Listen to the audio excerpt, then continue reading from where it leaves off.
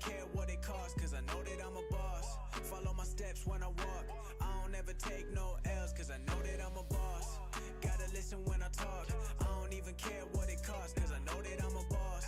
Follow my steps when I walk, I don't ever take no L's, cause I know that I'm a boss.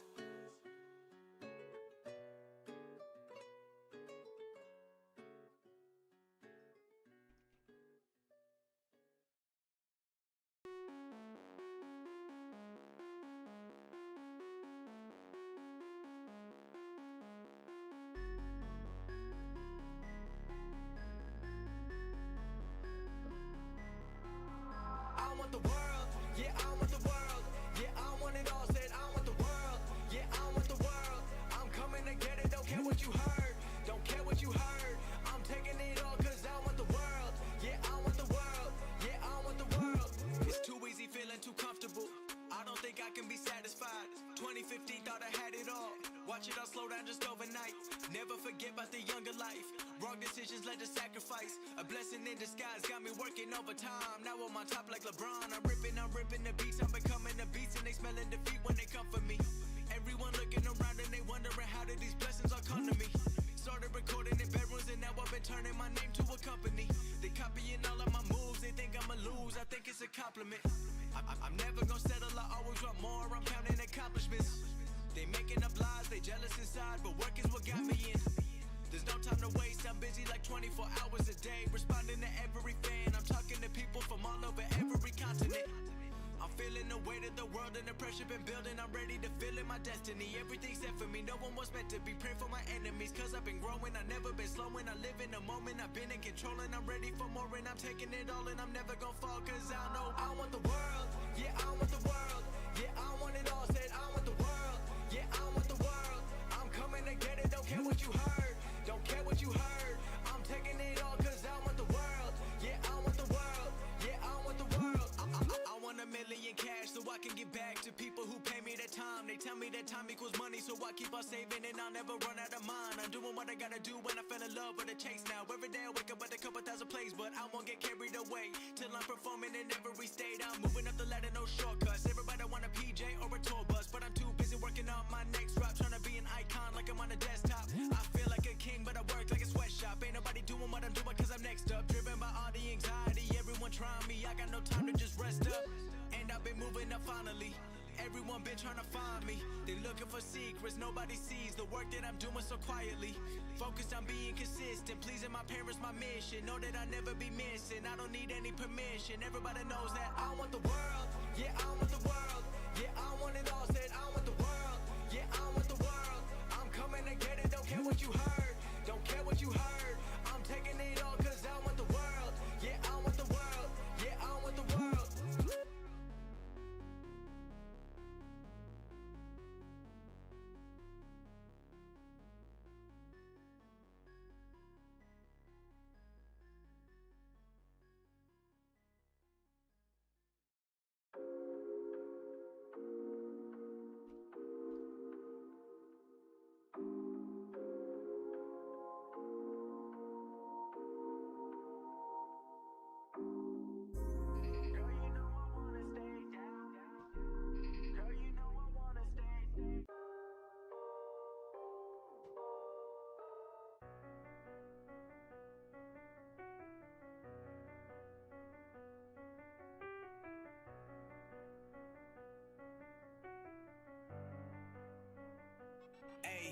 Ayy, talk that talk, let him hear, son.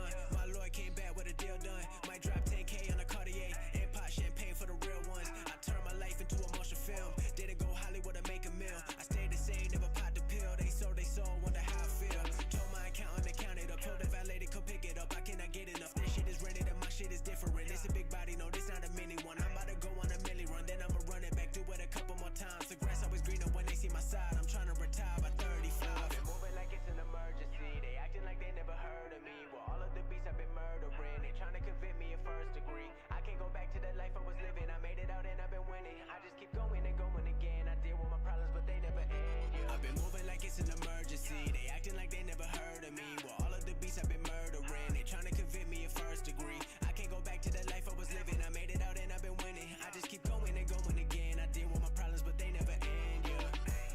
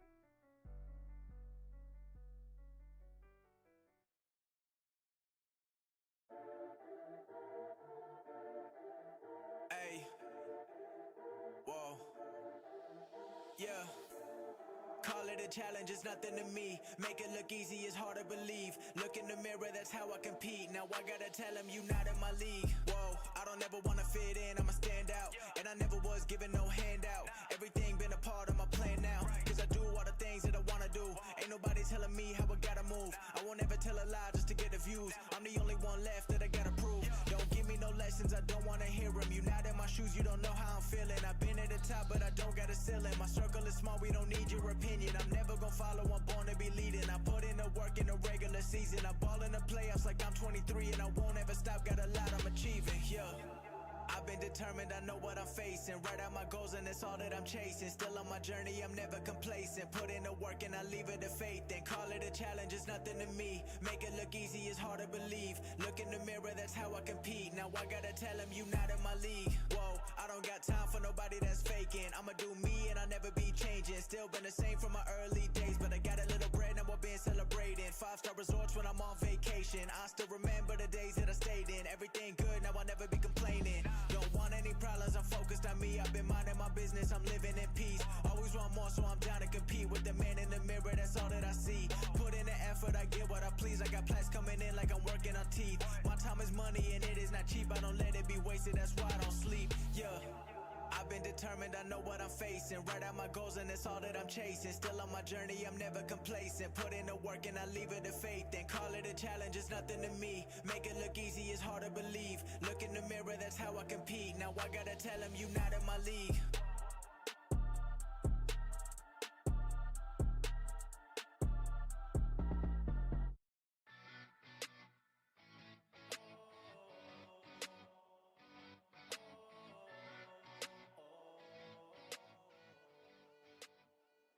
You left me in the past life, telling me to go now. I've been waiting all night, but you never show now. 100 on the dashboard, I won't ever slow down.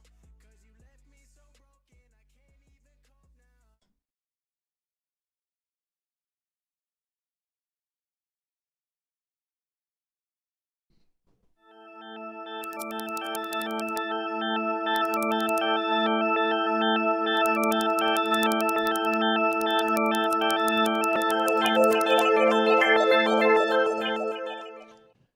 Good morning, good afternoon, and good evening, everybody, and welcome. Welcome. I love it. Brian in Twitch chat said, here we go. And every time somebody says that, I have this vision of the Joker from Batman. Here we go. I love it. I'm going to, you know what?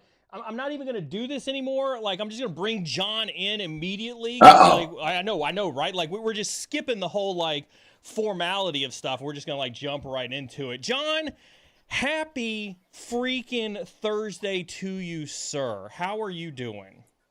I'm doing great because it's pretty much Friday for me.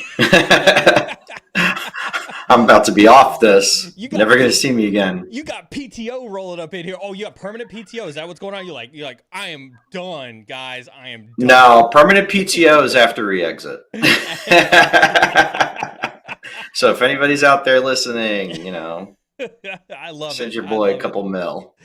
Well, thank you all for tuning in for another beautiful Thursday afternoon SecDataOps cast with my good friend, my good buddy, my compatriot in crime, hey, Jonathan Rao. We got an awesome recap. John and I, John more than me, I just flew up for a day, spent a day at Inforce at AWS. This has been a week of conferences. We had CribbleCon this week. There was .conf for Splunk this week.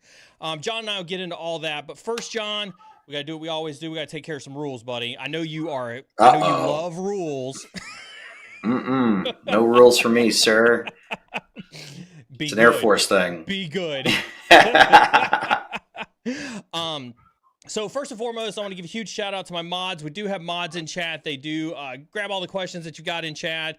Do give a huge shout out to our mods. Do make a point that if you are timed out or banned, you do reach out to a mod. They're the ones who kind of enforce that. And so there's a great opportunity to hit that exclamation point Discord and get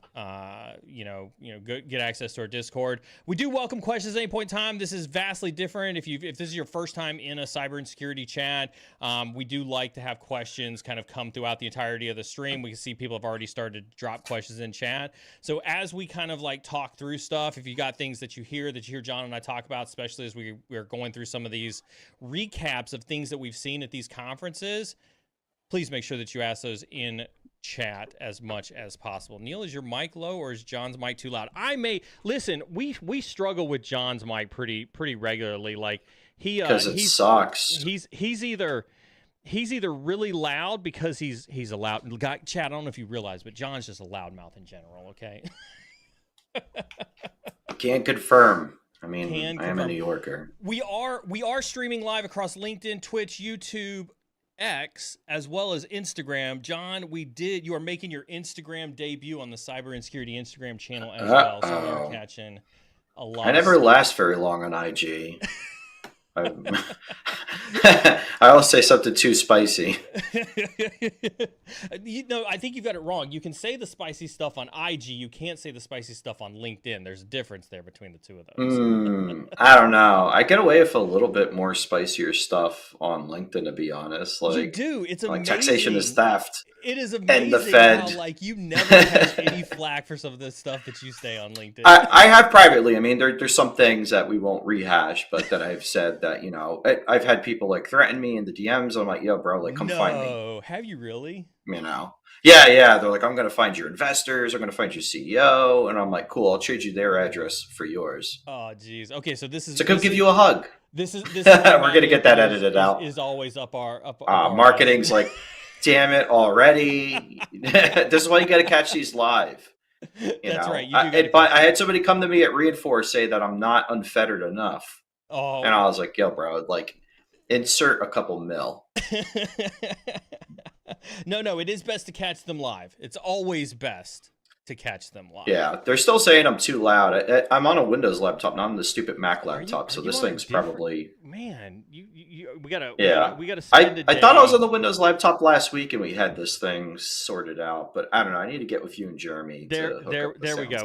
We turned John down just a little bit. We turned him all the way down. Let me know if that's like good enough. Yeah. I was turned all the way down before and it was too low. Yeah. Oh well, who knows? The next step is just mute you. We're just gonna bring somebody else in to ad lib over top of you. So they can't hear you anyway. Just gonna be like an angry face here as a stand-in. But let's get to it before no more complaining about the sound. That's right. Turn the volume up and then down and then up and then down and then up and then down. All right. So Reinforce, AWS's security event. We both had different roles there. You were man in the booth. Mm-hmm. I think I was. I got invited to. I don't know if I'm supposed to say it. I actually got told I wasn't supposed to put anything on social media about it. I was supposed to kind of keep it all hush hush. Actually, as a matter of fact, I'm wondering if those are AWS helicopters that I'm hearing above me with ninjas on the roof. Now you're gonna get canceled for it. I don't know. Neil went to a very important event that was awesome for Neil, and I also met Neil in person for the first time, which was also very cool. This is the first time that we met each other in person, isn't it? Yeah. Which did it feel like it? Maybe that's just because we're both weird or because we have a good rapport as it is, but maybe a little bit of both. But it was great to meet you, buddy. What was the most anticipated part of meeting me in real life? I don't know. I mean, it's always hard to gauge how like tall somebody is or like if their voice sounds the same in real life. I don't know why. It's just like, I wonder like what they actually look like, because for some reason a lot of people look different, like on film. Not saying you do or not. Like I've seen you without a hat, so it wasn't like I was like, oh my god, where's your beautiful mullet at, bro? That's right. Where's my mullet? But I don't know. I mean, like we have pretty good rapport and candor when we speak. Obviously, we get a little spicier off stream. Yes. So it was just kind of like old hat, but I think that's indicative of like a good organization, which Well, I feel like we also have good coworkers. I was gonna say you and I also military backgrounds, right? Military backgrounds, and so it's really easy for two military people to just kind of like come together and be like, oh yeah, and just like because you've got that built-in camaraderie that I would say from that. Yeah, I agree. I mean, It's funny. Like I usually don't get along with a lot of other veterans. Mostly like the high school varsity back in the day. You should have seen me types. You know what I'm saying? Like who make it their central personality. I'm like, bro, it's an all volunteer force. I don't care if you're some Delta SEAL sniper. You volunteered for that. I don't care if you're a cook, an admin clerk, some REM type person. Like it doesn't really matter. Like chill. Nobody put a gun to your head. Like you aren't winning accolades. And we weren't really fighting enemies that were world beaters. Like this isn't Carthage v Rome, and we're crossing the Alps on elephants. Like this is, it's a little bit different. I mean, but that's just me though. But you are right that it is a bit easier Yeah. than I guess like just off the street. But we're also both introverted, so it's just like, oh hey. Which But, what's it like being an introvert at a conference? Now listen, for those who don't know, Reinforce is not as big as a Black Hat or DEF CON. If you've been to Black Hat or DEF CON, you're like, it's a vastly different scale. But what's it like to be an introvert? And keep in mind, you were on the floor talking to customers on a day-to-day basis. What was that like for you? We were right there. Yeah, I mean, Dave says I'm not a very good introvert. Dave's our AE. I mean, he might as well. Dave has like 20 roles really with us. He's another coworker, another person I got to meet in person for the first time, and we got to experience all the worst Philly had to offer. Philly's just so bad that like other people we would tell, they're like, yeah, that's about right. And it's not like I have never been to Philly, but I haven't been to Philly since 2020, I think, and. Let's talk about that, because like while I saw some bad stuff while I was there, it sounded like you guys had seen something a little weird happen. We saw a guy, unfortunately, look, drug addiction is bad. Yeah. I don't want to get into like the philosophical thing before it, but all the people that we saw used to be normal people, I would assume. I mean, they probably had a rough upbringing, but they came in just like we all did, right? Screaming or maybe a little silent. We had to get held upside down. The doctor had to hit us or whatnot. But like, it's another human. And you've seen it. I've seen it, military, but also grown up in rough neighborhoods, like kind of the worst humanities had to offer. So I have a certain empathy for people, but seeing folks like doing the dirt snow angel on the street, overdosing, seeing people get attacked, seeing people having things taken from them, seeing, drug addicted folks like with babies, in the stroller and the baby's not looking good. We saw some guy digging in his legs for like a good vein that wasn't jacked up. And then we saw him the next day too, on the way to dinner. I guess having a successful vein expedition. So it was the depressing part about it was just that it was kind of background, right? Like it got so bad there that we were in the nicest part of town, or at least as nice as it gets in Philly and Center City, like at a really nice restaurant for the first night before you'd gotten there. And it was like right outside, people overdosing, people freaking out, and nobody cared. Cops didn't care. Other passerbys didn't care. And it's like, I guess when you see it, you get desensitized to it. But that, you get desensitized to the lowest amongst us, and you get desensitized to regular people. Then you get desensitized to your family. Like, I've seen it happen like that. So, I mean, it was sad. I didn't like seeing it. It wasn't enjoyable. There was funny moments. Sure. We saw some, amusing things, but we also saw a lot of horrible things and some just gross things that I don't want to see. I saw a lot of rear and naked ass.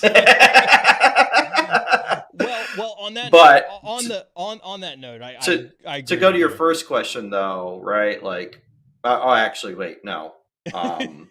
What did you think? Because you didn't walk around as much, but you still walked around. Like, I didn't. What was your impression? This was my first time in Philly. Philly, and so I was astounded at the architecture. Yes. And then I saw everything else, and I was disappointed. I think that was the best way to put it. I was like, it was a gorgeous, like the architecture. I'd never seen anything as beautiful as that in my entire life. It was absolutely gorgeous. Yeah. Especially where we're at with the Expo Center. Yeah, they had picked a really, really good location for this. It was pretty awesome. Speaking of the location, let's dive into it. You watched the keynote, right? No, actually, I was on booth detail, but I caught a part of it on video. I want to answer your first question though. Like being an introvert Yeah. at a conference, a convention. Dave says I'm not a good introvert because like I'm decently charismatic, right? It's not like I'm antisocial. I just prefer not to. Like going out, partying, live music, all that stuff. Like that's never been my thing. I'd rather just keep to myself. I always thought of myself as somebody born in the right time or the wrong time rather, not born in the right time. But then again, I ask now that I don't want to say I'm an expert in history, but I know a ton of history.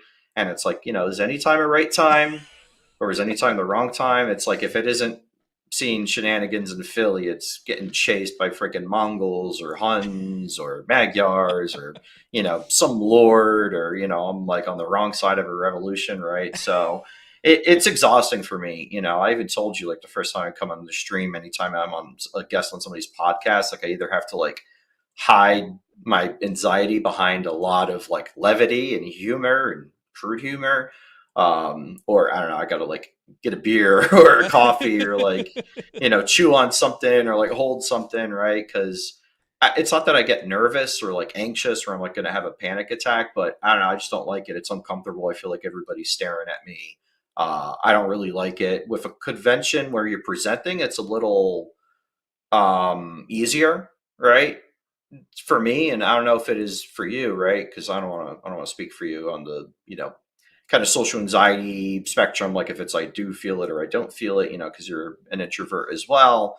But as long as I have a job to do, so like being at the booth and demoing the product and seeing people from AWS who remembered me. I ran into a guy who interviewed me at AWS. Nice. I ran into folks that I met at Blackfoot, which is the building where security's at in Seattle. Didn't you also say that you ran had into met me people there. that you hired while you were there that were still there now that you've left? Nobody I hired at AWS, but somebody I recommended to go to AWS that we what it worked was, together that's as what it was. contractors.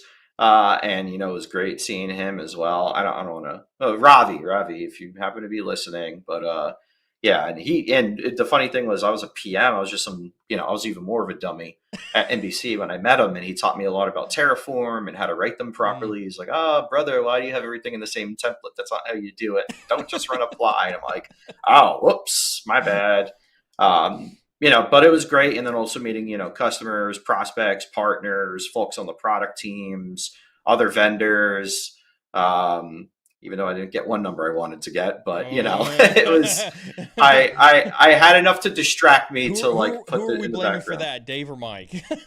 Nobody. Dave was like, "You were doing a good job," and then somebody really ran up on me. And then when I was trying to do it one more time, somebody ran up on me. And also, I was like, I want to keep it professional. Like, I don't want to call attention to myself. And I was like, you know what? She got lucky. You don't want to deal with this. I'm like you, But how do right? you feel, bro? No, I'm like you, right? So it's super hard to, as an introvert, to go to a conference, and twice as hard when you have to work a booth like you did, right?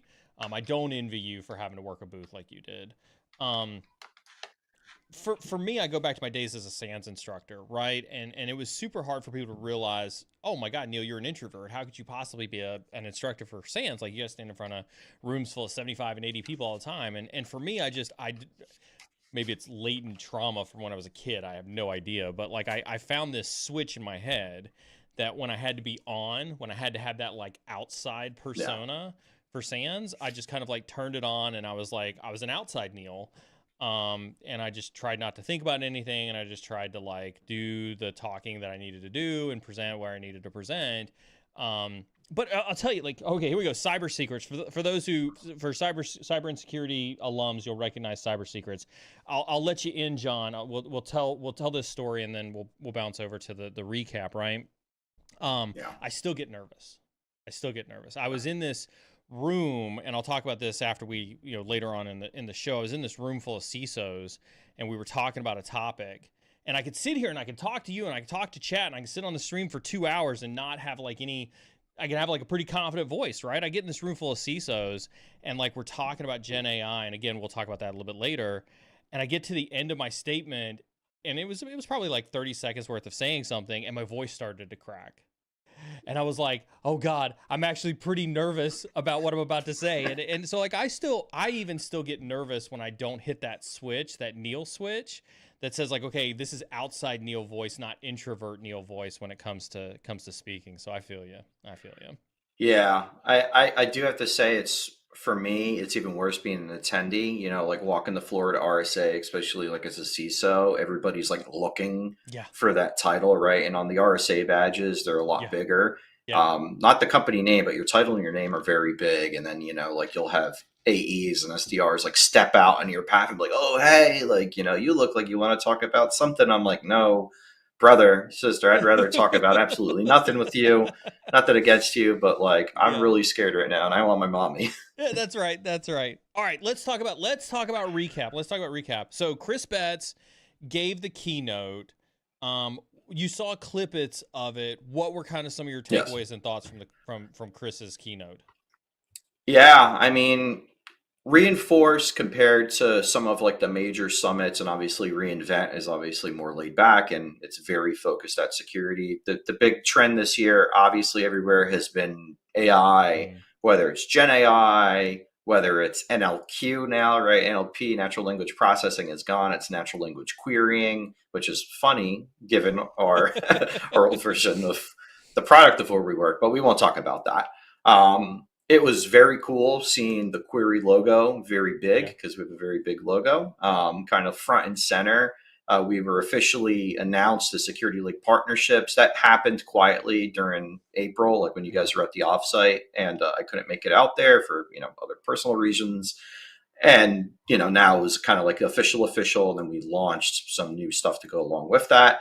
But there was a lot of stress on that, getting access to data using AI. They had a ton of announcements around SageMaker, around Amazon Q, which is the built-in kind of chat body, chat GPT like interface inside of the console. And I think it's been there for about a year now. So if you've been in the AWS console really any time in the last year in the commercial region, I'm not sure about GovCloud, you'd have seen it. And then, as far as other notable announcements, I think the one that they mentioned specifically was S3 malware protection for guard duty. I was gonna say you and I had a bet going into this one as to whether we had a bet, yes, about we figured it would be guard duty for like Bedrock or guard duty for Amazon Q, where it would be like some prompt security thing, and you could have guardrail from Bedrock guardrail. So Amazon Bedrock is a Gen AI PaaS, platform as a service, so you could use models, you could fine tune models, you could train your own, you could import large language foundational models or base models, whatever you want to call them.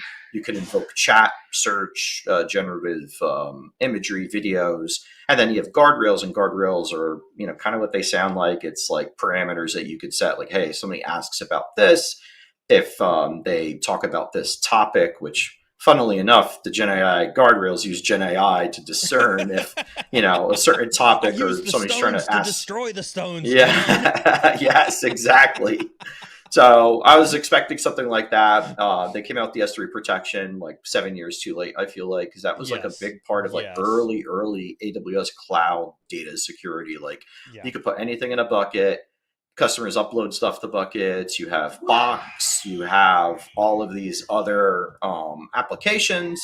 So, like, we need to scan this, and people have been like trying to run ClamAV inside a Lambda and ECS and use SQS to do that. So they pushed that out, which was pretty cool. We got the shout out, and then just some other notable announcements for me. And I'd like your take as well, just kind of like being outside, like very, very early observer. SecLake is in GovCloud now, so I think that's awesome. It's not like the government and other agencies and NGAs don't have their own issues in the public sector with security data, obviously. CloudTrail Lake and CloudWatch Log Insights have NLQ now, natural language querying. So CloudTrail Lake actually predates Security Lake by a couple months, which is very confusing, and essentially allows you to, long-term retain and live search using SQL on CloudTrail data. So if you're like a legacy user of that, and then CloudWatch has log insights that, we know of, that we use for, WAF and other things inside of CloudWatch, which could be straight up unstructured streaming data.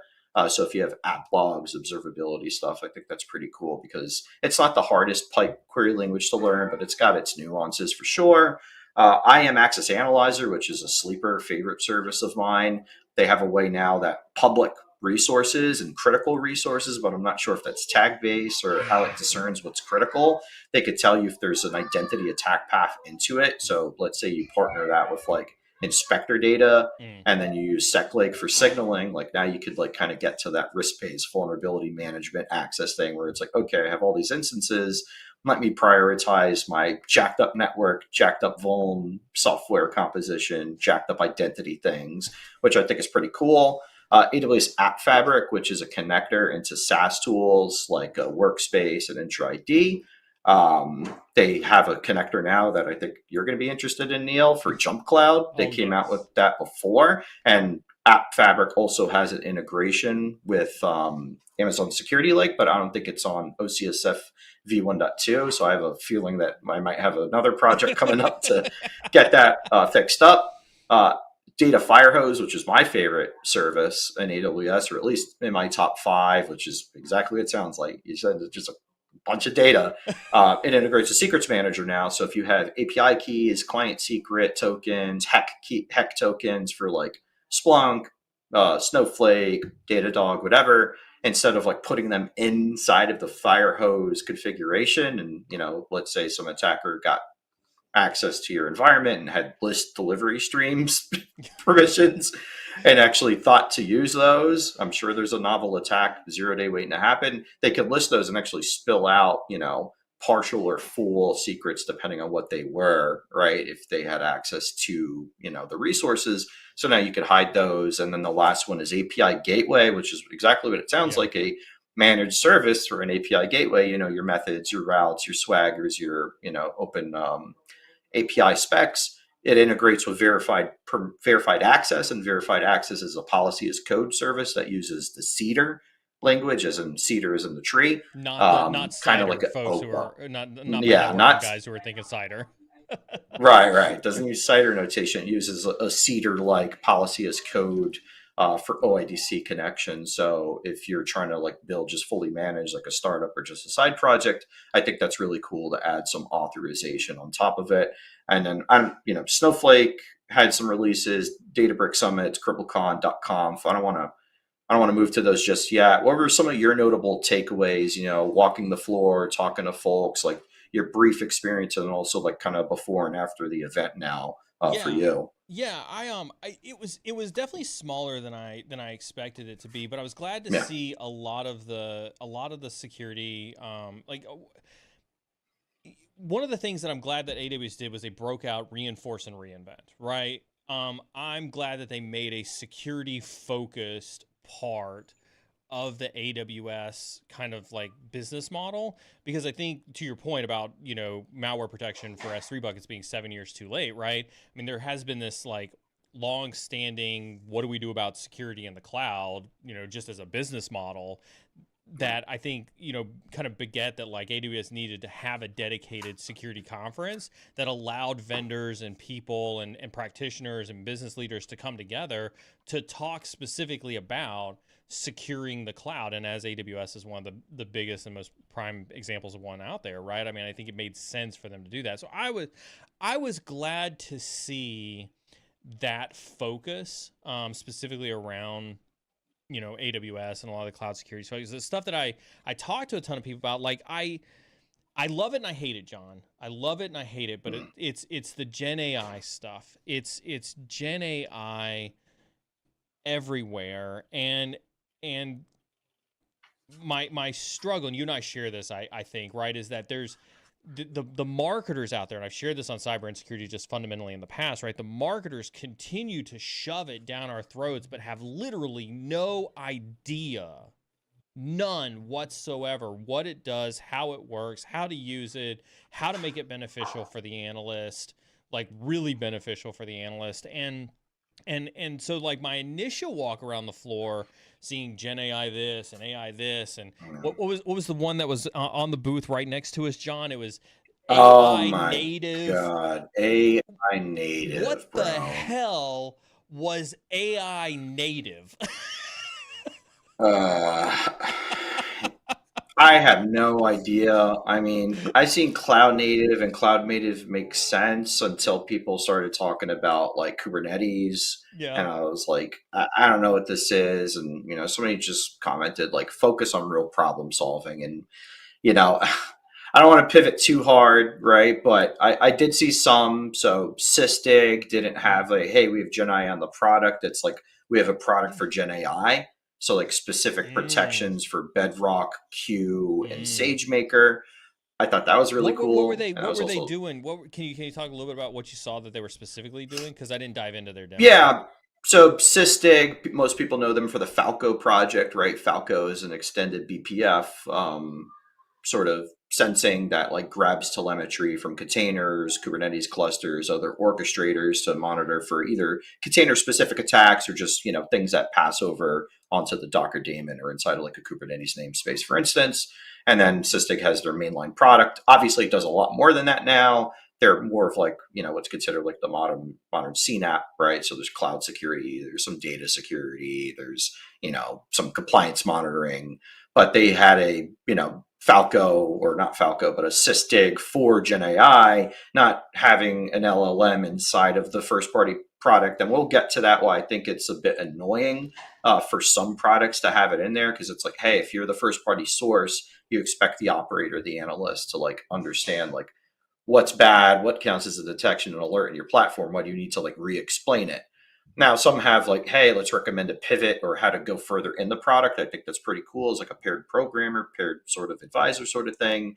But from what I gathered, and I couldn't get up to the booth other than to talk to the person I was crushing on. I was like, hey, but There you go. yes, she's at Cystic. Gotcha. RIP to me. Gotcha. Hey, Gotcha. I don't care. She probably knew. So she got out of there. I was like, oh, gotta go.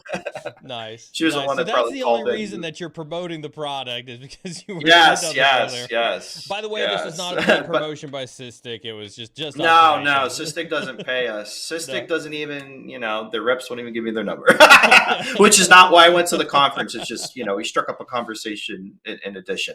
Shit, I probably shouldn't even be mentioning No, this. I'm going no, to you get really canceled shouldn't, now. John. No, I'm going to go back to LinkedIn Matt and be like, Anthony's over oh, there taking notes about what he's got to edit out now. and Anthony, Matt Eberhard is like, oh, got to get rid of this guy. You can't be talking about none of that. I No, mean, no, look, I'm going to just I keep it a think that that's stack, good right? because like some of the conversations that I did have with people really did talk about like the controls around Gen AI. As a Yeah. matter of fact, that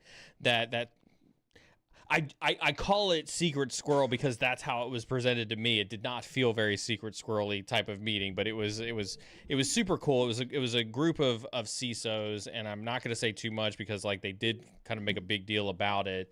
But that's where I had my first real substantive conversation about what are we doing to actually secure the use of Gen AI. I think every CISO that was in that room knew it was here, knew it was here to stay. Businesses were going to run to use it. There was nothing any security person in the entire globe was ever going to do to stop it. And we have it's the cloud conversation, John, all over again. Yeah. No idea how we get to a point where we can actually say that we're securing Gen AI.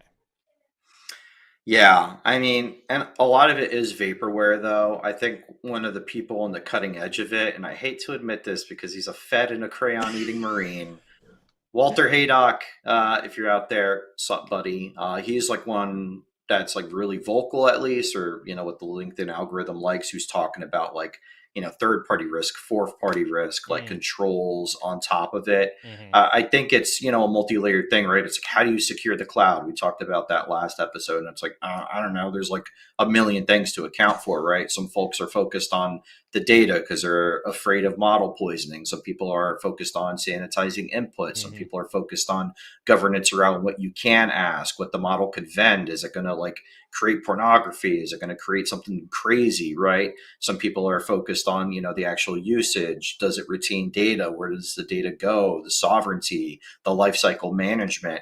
Or the even like the tenant isolation, right? Like if I ask my chat GPT session, is it going to start to bleed out other information? Is it going to retain what I give it as training data, right? If somebody gives it a snippet from their internal code base, and it was happening early on, it still continues to happen. And obviously the leadership team over there is going to be kind of mum on it because they don't really know.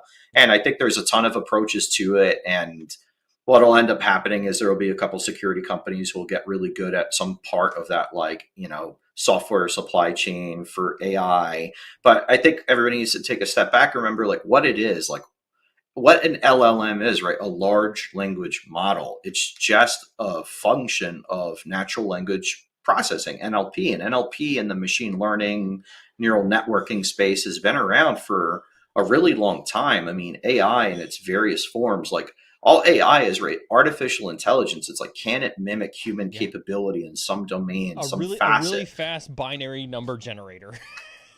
Right. And even then, it's really bad. There's no real intelligence to it. That's why it's artificial.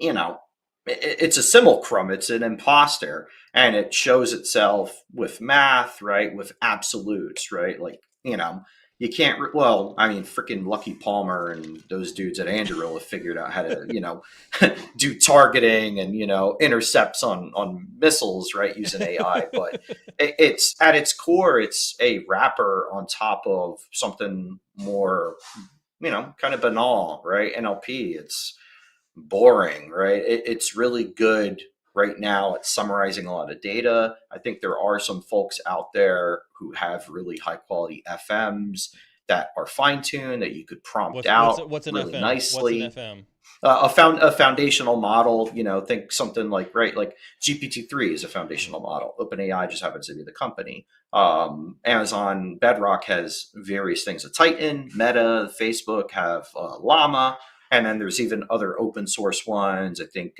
XGrok or whatever XAI is from X from Elon's thing. Yeah, XAI. I think it's XGrok, and XAI is a company, but it's not a wonder worker, and that's why I get scared when I see things like, hey, a omni paired programmer. I use GitHub's Copilot for Electric Eye. Electric Eye is my SPM. It's a CSPM tool, cloud security posture management. It's open source, Apache 2 licensed, support for AWS, ServiceNow, Salesforce Cloud, Oracle Cloud Infrastructure, GCP, Azure. If I ever get around to finishing that, it has a bunch of different outputs and whatnot, free to use.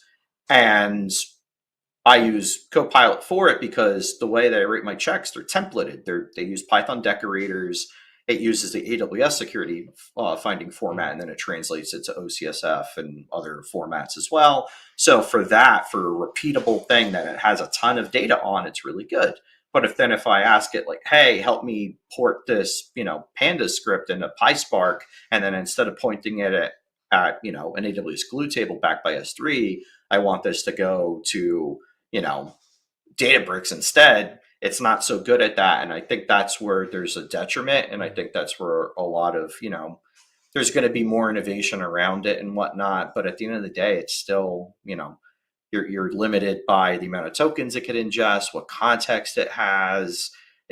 It's just not the freaking, magic that it is. No. And that's what made me a little angry, where I'm turning around, I'm seeing like, wait a second, 2 years ago, you're in a freaking, ASPM tool. 2 years before that, you're a SaaS tool. Now you're an AI tool. You guys were a CASB, then you pivoted to ZTNA, then you pivoted to SACE, and now you're an AI company. You guys are AI native, and I have your sensor on my computer. Like, there's a bunch of... Yeah, I know. It's like, look, at the end of the day, we know how it is. The marketers need to, for the demand gen engine, or to get qualified leads, or to get brand awareness, there's certain things you have to do and liberties you have to take as a marketer. Completely understand that, sympathize with that. But as an operator, as a security buyer, security seller, somebody who's been in mid-management, high management, it's like, it makes for so much noise, especially when you walk around the floor of any conference, let alone one that's focused heavily on security. And I think that a lot of the there's a lot of noise, and I see it with every conference. I think this is where my cynicism comes in with every conference, and this one was no difference, right? I mean, I think that it's great to hear AWS's innovation. I genuinely felt during this conference that AWS wants to be more in the security space, and they want to Yes. enable more security function for the people that use AWS Cloud. But then you get Yeah. these companies that build stuff on top of it, and it's just garbage. Like a lot of it is just Yeah. garbage. It's, you know, it is what it is. I mean, to I guess put the wrapper on it. Look, as I think it's really hard. Like if you're coming in, to cyber right now, or like you're an outside observer, or like you want to do your own market research, maybe like you're a SOC manager, you're new in management. I think that's where right now is like would be super annoying if you don't have a ton of field exposure and I have seen a ton of tools where you could just Google something and then now you're getting everybody recommended for everything, right? Because everybody Yes. almost does everything. Yes. Like it, because there's just so much venture capital and private equity money out there. People are able to like ramp their teams, and now it becomes a function of, okay, I don't care so much about capability, it's like who's cheaper, right? Yes. But Yes. with this AI stuff, it really muddies the water. There's definitely a FOMO if you're a missing out element to it. But overall, AWS, I feel, and I'm not trying to be like overly like, oh, AWS, I think they did a good job of it, right? I didn't hear, anything like, oh, Amazon Q is going to fix everything, and Yeah. Amazon Code Catalyst is going to write all your code. We're 50 million times more tokens than GitHub Copilot. Like, I didn't hear any of that. Yeah. I didn't hear anybody say AI native, besides a couple other folks, right? And I think who had the most grounded release out of all the conferences that I listened to and watched and read about, in preparation for this cast, was actually Cribble. At CribbleCon, they announced Cribble Copilot. And in the launch blog, they're like, this isn't going to replace your data engineers. This isn't going to replace your data analysts. This isn't going to be perfect all the freaking time about every little thing. That, hey, this is good to do some exploratory data analysis, kind of paired programming, good to recommend how to normalize certain fields with Cribble packs, how to, maybe even write like a Cribble search or a KQL or a SQL query back to the original data, maybe to create a view to pull off of instead. So I thought that was pretty cool. I didn't notice anything else at CribbleConf, and I'm just going to run through a couple of these other ones if you don't mind, Neil. Yeah, go for give it. it Have back at to it. you. Yeah, do it. Snowflake, they didn't have a conference, but they had announcements last week. Yeah. They have general You availability mean of you mean Iceberg. outside of the breach? Well, yeah, I mean, besides the breach, which right now everybody's pointing, between them, their security port codes, the actual users, and some other folks, I guess, who are helping with the external investigation, security researchers, everybody's pointing the finger at everybody, Yeah. which is kind of, About par for the course. yeah, about par for the course. When you see a public thing like this, I mean, look, at the end of the day, hundreds of companies got impacted. A lot of operators lost sleep, came off of PTO to try to figure out what's going on. You could check it today. Like if you're a Snowflake user, there is a specific information schema database or schema, right? Like that mid-level container that has a users table. And within the users table, look for is secondary authentication or has secondary authentication, true or false. Check if they have passkeys. Just go ahead, rotate the passwords if you can, eliminate users that aren't being used, right? Like just normal security hygiene thing. Because at the end of the day, once you get past all the crazy marketing hype, Snowflake's a data warehouse. Yep. Right. But they have general availability of the Iceberg tables, which came out of public preview last year. And Apache Iceberg is a type of open table format that is just kind of a rehash of metadata usage on top of Apache Parquet, which is a pretty familiar columnar binary data store for data lakes and data lake houses. I wrote 2 blogs on Iceberg. Maybe we could link that and whatnot, but I don't want to get right into it on open table formats. We'll be here all day. Snowflake talked about the Polaris catalog. So a catalog is a metadata store, and it stores metadata about tables. It's what allows you to access files stored in a bucket or in an index as if it were a real database. Like that's kind of the magic behind a lakehouse. So they released Polaris, which will have, kind of interoperability using the Apache Xtable project. which is incubating with the Apache software format, which allows interoperability of open table formats. You know, our data counterparts focus a lot more on interoperability than we do in security. In security, it's fiefdoms. Not that there aren't silos and issues over there, but that's one What, thing don't that you I like. insult? Don't you insult my ownership that way? Yeah, sorry. And then data clean rooms for what I would assume are, you know, kind of sensitive M&ADD, you know, lawyerly type things on the Snowflake data intelligence platform, and granular access to tables are now generally available, and a bunch of other stuff. But I think those are the cool ones to talk about on Databricks. For SQL warehouses, which I like, materialized views and streaming tables are in public preview before you'd have to use Spark. So a materialized view, a view is a logical lookup against the physical table, but a view is also good for you to, like, you know, combine between two tables or take a sampling of data, change data, right? Like you get a Unix timestamp that's technically a big int. It's just an integer. You can't do anything with that with epic seconds, right? And then with a view, you could change it to like a proper timestamp, so you could use predicates and whatnot.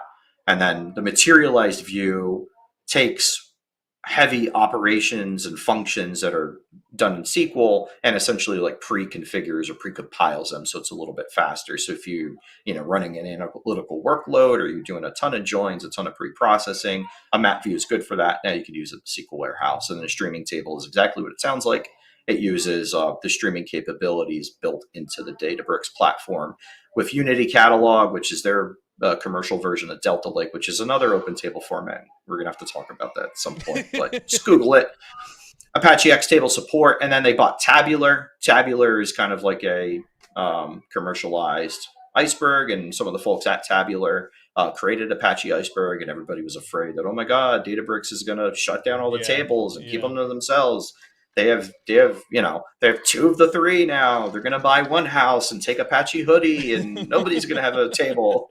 That's all BS. It's FUD. And then others of note, SplunkConf, they had we had a partnership announcement with them, right? That our app at the people who employ us is in Splunk Cloud Classic and Victoria. And Datastrato is a catalog company. Their product Gravitino, which is an open source Omni catalog that could sit on top of a ton of storage, has donated it to the Apache Software Foundation. And Gravitino is now in incubation. Shout out to Lisa and all the folks over there at Datastrato. They're building the data stratosphere for interoperability, and it's something I'm nerding out on, doing a little bit of R&D on. You nerding out? So I never would have guessed. I know. So yeah, that was a quick run through, and anybody who like logged in be like, this isn't a security freaking stream anymore. What the hell is this guy talking about? No, this is SecDataOps. This is exactly why we're doing it. We're doing the data part, right? That's right. So what did you think? I just listed off everybody else's commit. It's been crazy this week, and we're still not over, right? Like Forward CloudSec's next week. Yeah. In July, you got the New York City AWS Summit, then Black Hat's coming up.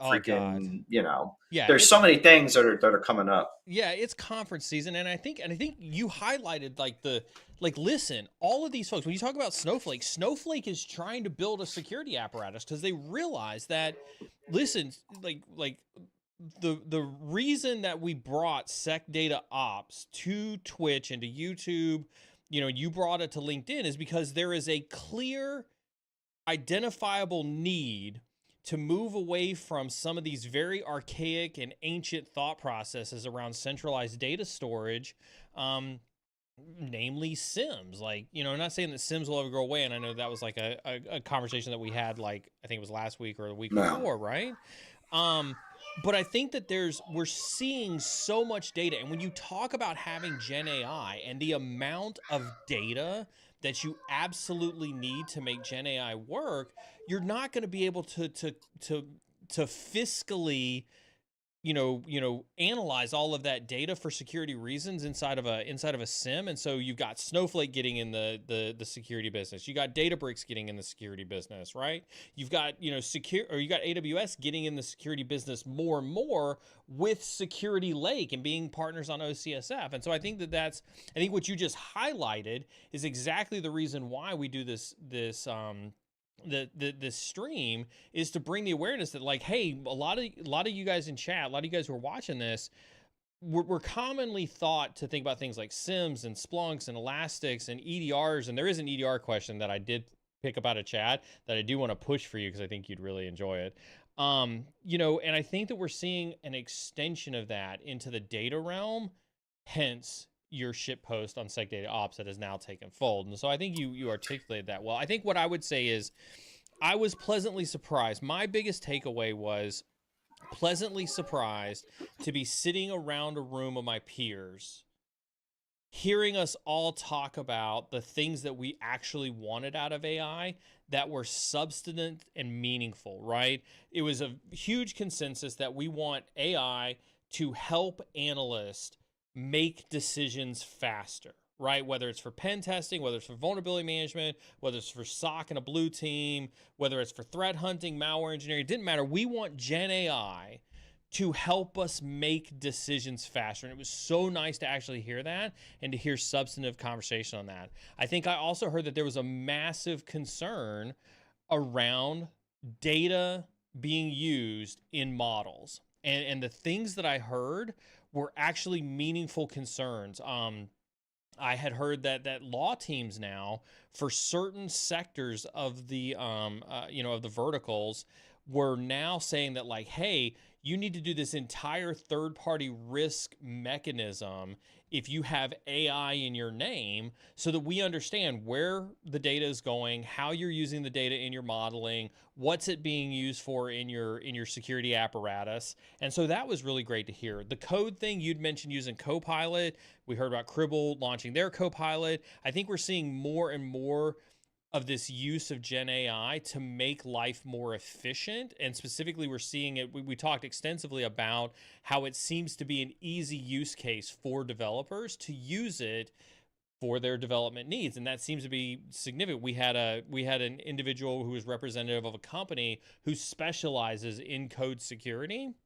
talk about how they were using Gen AI to help them make stronger, secure coding decisions in their own product. And so I think that I was glad to hear substantive conversations around the usefulness of Gen AI, and that made me really happy. Yeah, no, I agree. I think, not to sound too optimistic, that we're on the right path. I feel like once we get past this this first batch of people just rush in and get one out there, because look, at the end of the day, the market, obviously has a demand of some sort for it. Yeah. And there are definitely, good things about it, right? It's not like, hey, I don't take the approach of like that it's absolutely useless. Like I said, I use GPT-4 a lot. I have a GPT Pro plan I've had for, since the beginning of this year, because it is helpful at discerning. But, I'm not like totally a dummy, right? I know how to write a little bit of code and I know how to troubleshoot. So for somebody like me, or for a little bit of exposure, I think that's where it becomes even more powerful, because they're like, all right, now if I get an issue because this thing is just reflecting the training data it has, and the training data is like mostly just dirty stuff it pulls off of Reddit and wherever else it got it from, they could work through it. Copilot's good if, you're just coding in like either a well-established framework, well-established language, or if in your own project. The summarization part of LLMs is really, really good. And I mean, just think about GPT-3 and how it took, kind of went viral and took everything by storm, and how bad it was, when you actually got into it. And then 3.5, 3.5 Turbo, 4 for they've been talking about 5 forever. But now I think, things like Llama 2, to a certain extent, and even the new Anthropic models like Claude 3, Haiku, and Sonnet that we turned on in Bedrock recently and are playing with are, really, really good, right? So I think that everybody's kind of learning still, like, right? Once you get past like the theoretical physicists and the people with theoretical degrees in physics and the AI scientists and folks like that, who have valid concerns, right, about like, hey, where's this going to lead us? That folks are learning how to harness it better, and it's making security operators, data engineers, DevOps, SREs, a lot of people's lives a lot easier. Yeah. I saw the question about, the Yeah. the Defender Hold for on, real the quick, Falcon. before you answer that one, I do want to push this one up because I did see this one. I thought this one was spot on. There is a replacement. There is a better way. If we have time, John and I can talk about it. But I do want to hit the Defender question. But there is a way.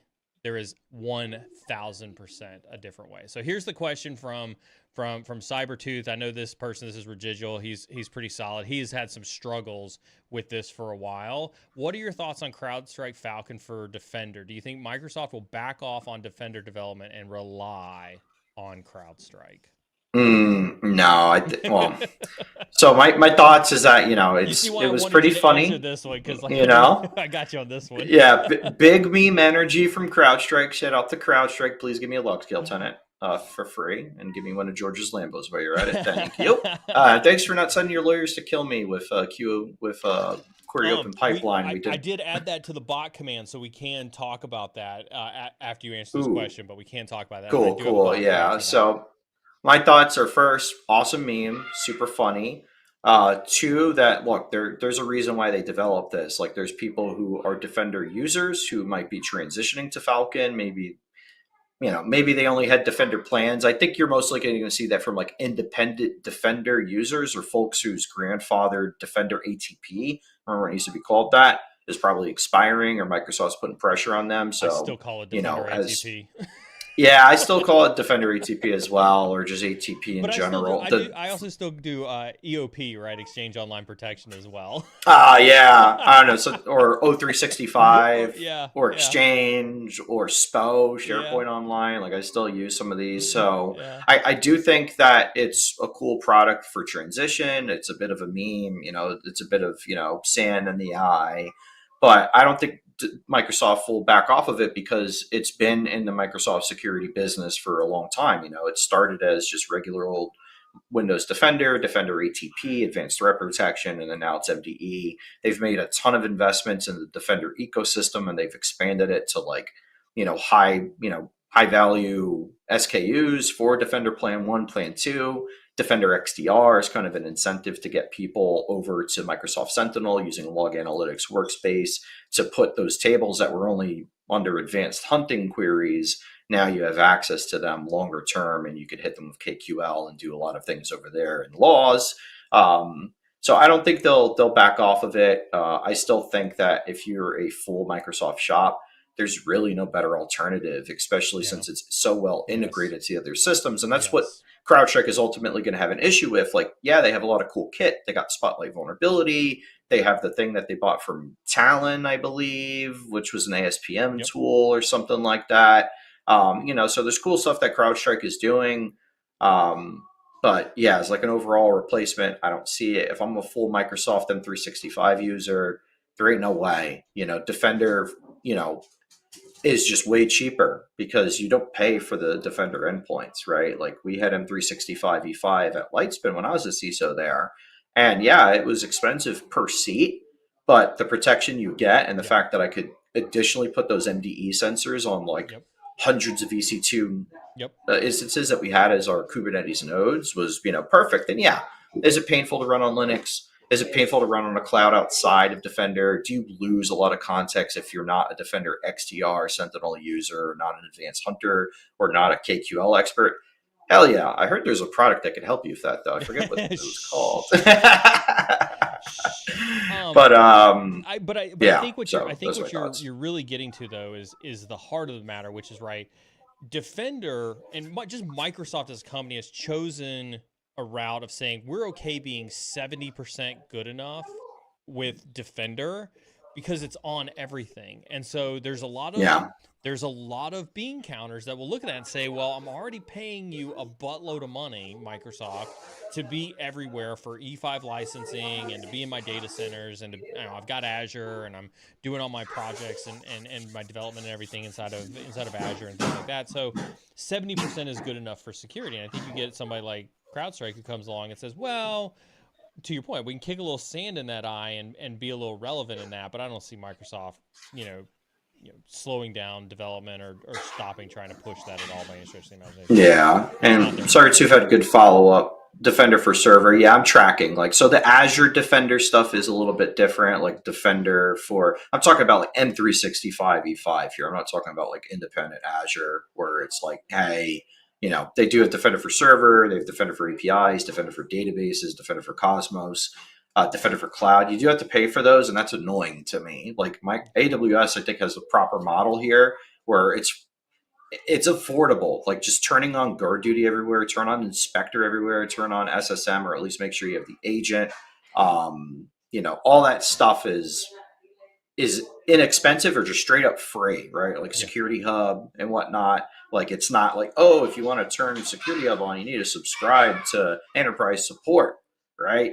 Trusted Advisor and Health were like that back in the day. They kind of still are, but now you could get that telemetry out. So yeah, I mean, from that aspect, like if I'm an Azure user, well, first off, I'm not. If I'm an Azure user, I need an MRI for a brain scan.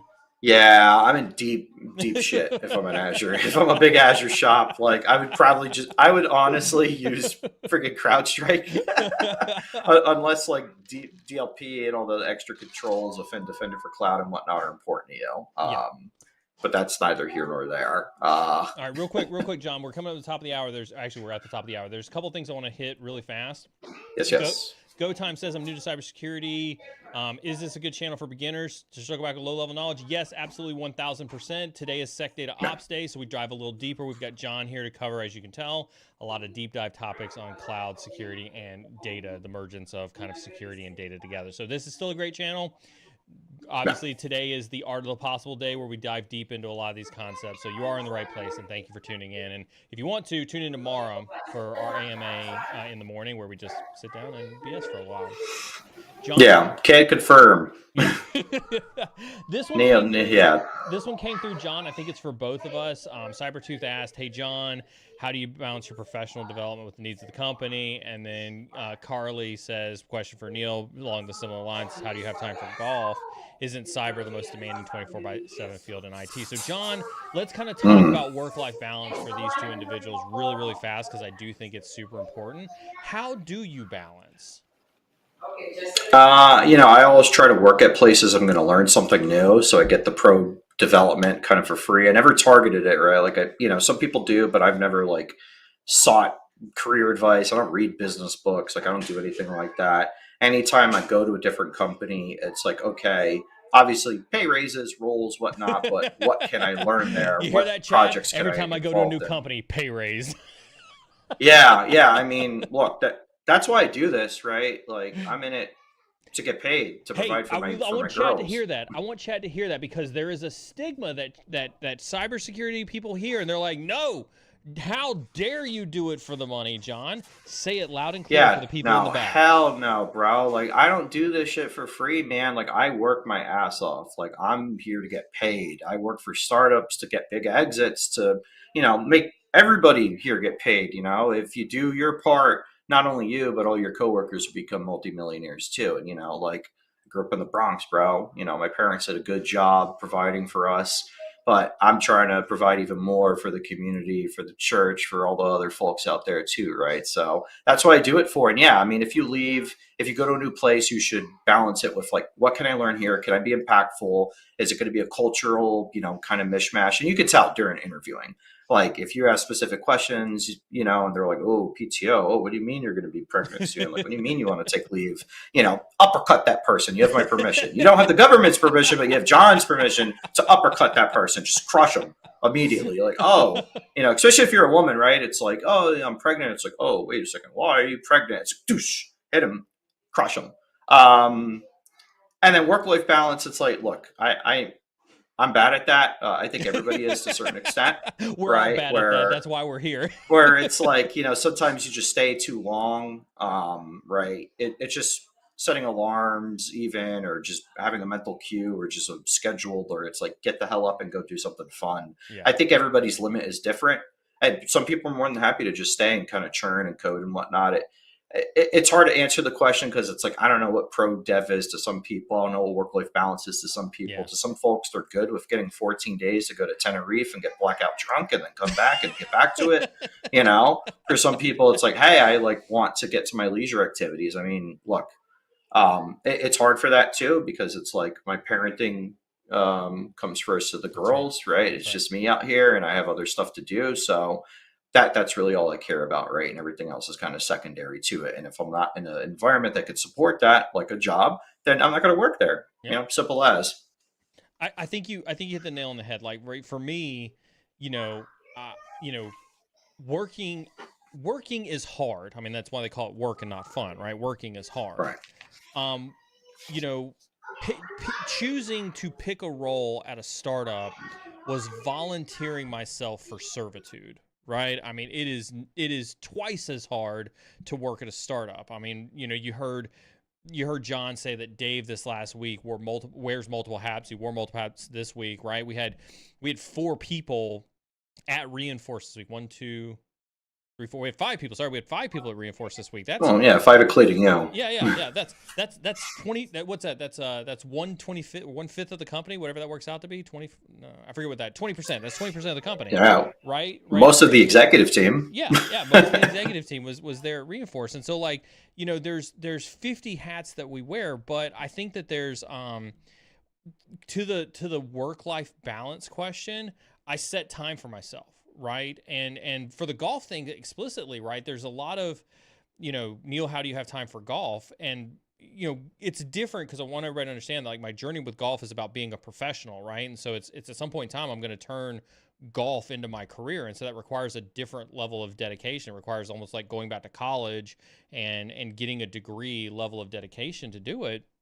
And there's an understanding to John talked about, like, having priorities with his family and making time for his kids and making sure that he's there for them and being able to provide for them. You know, our family here understands that this is the next chapter of my life, as being a professional golfer. And so there are sacrifices that we make, not just for work, to be here for work and to push work into a direction, but also there are sacrifices that I need to make in my morning time to go to the gym, and my evening time to go to my different practices, on my weekends to go do practice rounds, or to go see my coach, or to go see a physical therapist. And those are just sacrifices that we know that we need to make, because I think I had somebody tell me one time, don't make, short, what was it? Don't make short-term decisions for long-term gains, right? Don't worry about the sacrifices that you make now if they're going to benefit you in the longer run. And so I would say, like, prioritize what's important to you. Like, that's really what it boils down to, is prioritize what's important to you. You know, give it your all when you're out there. Like, if you're at a startup or you're at a company or you're trying to go pursue a new career, you're coming into cybersecurity for the first time, whatever the case is, like, prioritize what's important to you and go all out on it.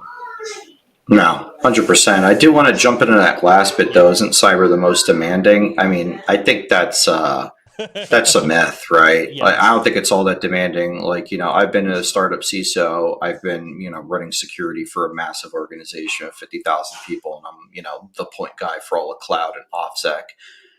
I still had time, right? Like, yeah, is it stressful? Hell yeah. But the 24/7 thing, I think that's really more of it's a myth. It's like an olden times thing. We do it to ourselves. It's mostly self-perpetuating, Yes. but I also think it points to, like, bad process, right? Where if you're working your people to the bone, you keep feeding them signals and whatnot. Yes. That's where it turns into a slog, and you should leave, right? Like, Yes. look, I know the economy's trash, even though we're not supposed to say that. Shit's expensive. A freaking gallon of milk, a gallon of gas is the highest it's ever been. And, you could ascribe that to any reason, but it is what it is. And I don't really give a shit about the geopolitical and the economic factors behind it. Well, I do, but, I don't care to, neuter the speech around it. Like, oh, you can't say that because it has implications. Implicate these hands, bro. I'll implicate you. John. Yeah. I'm getting started. But to this last question, and then we're going to dip, or at least I'm going to dip, because my lunch is like an hour old now, and I'm going to get salmonella. Time to market, development, organization, security, best practices, counterintuitive? Not at all. They go hand in hand. Yeah. Especially as a security company. As a security company, you can't afford to have bad security. That is like 100% all eyes are on true. you. Yeah. Attackers, independent researchers, ethical hackers through bug crowd and whatnot. Like, everybody's on you, because the security companies typically pay out the biggest bug bounties. They have bug bounty and VDP program, or VDPs. ATM machine, whatever, right? A vulnerability disclosure program, but a VDP is kind of a catch-all in some places. So no, I mean, here, absolutely not. And we have a really good cadre of developers as well who've worked at security companies or who've just been around and understand secure practices, right? Because it's what we do, sanitizing input and whatnot. Like that's part of search. So, and that's just one of, hundreds of AppSec best practices. At other places, yeah, it can happen, right? Where you have a chief product officer or a business demand and it's like, get it out, get it out, get it out. Sometimes you prefer that. And even if you do get it out and it's bad, it doesn't have any noticeable impact. I forget who it was. I forget her name, but she's also a shit poster. She used to work at Trace 8, I believe. You know who I'm talking about, the I see her short face. lady, shortcut blonde hair, Kelly Shortridge, I think. Yeah. Maybe. Yeah, I forget. think you're right. But she did some research on it, like, hey, for like huge freaking, breaches, like what happens to the stock price? Yeah. It doesn't. Look at all the big boards who have management risk committees. Not a lot of them have a bunch of dedicated stuff. Like risk is looked at holistically, and cybersecurity risk that folks in cyber think is the biggest deal. It ain't, bro. It's more of a risk if the country that you're freaking manufacturing or your development capacity is in goes into a revolt. That's real business risk, right? Like, oh, MFA on the users. Oh God, Sony's still around, Humana's still around, right? Like all these big companies are still around that had horrible breaches. Yeah. The government doesn't get fired when their shit gets breached, and my right. So listen, like chat, evaluate yourself. How many companies do you still have, technology for or accounts with who have ever been part of a breach? Like it's, we've talked about that before several times. All right, John, with that, Dave Wheeler's going to sign us off on LinkedIn. Work-life quality over work-life balance. I love it. It's a great quote from Dave. I appreciate him. The man, John, Mr. Wheels. Thank you so much for hanging out. Virtual high five through the camera. I appreciate it. It's good to see you, even though I saw you several times this week already. Yeah, I know. Tune in. Yeah, like 2 weeks. 2 weeks from now, I don't know what we're going to talk. Oh, we're going to talk about OCSF in 2 weeks, I think. Yeah, we'll talk about OCSF and some like foundational data stuff. I'll be around, like my PTO. Again, work-life quality. I'll be off, but I'll be around. So nice. For those who are interested in the CrowdStrike stuff, we did release an open source project. You can hit !FDR inside a Twitch chat, and you can get access to the GitHub repo that John's talking about. It's free. We open source that for the entire community. It's basically a way to move Falcon Data Replicator from their S3 into an S3 bucket inside Amazon. We won't get into like why we did that, but we saw a need for the community that they could benefit from having that.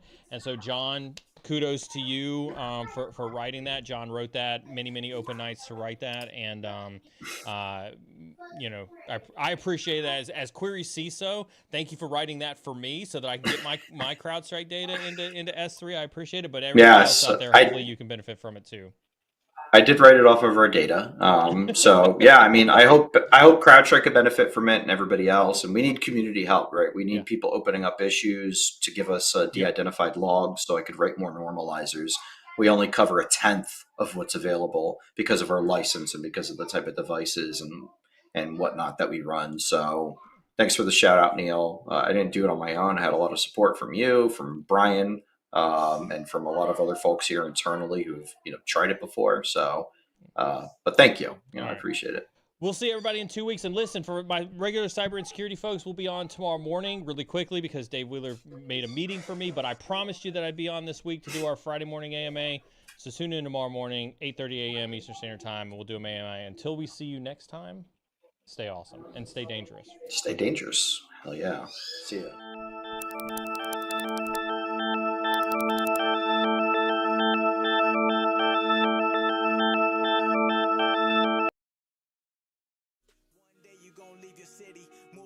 To a new life, promise you it's a good decision, but it might be scary at first sight.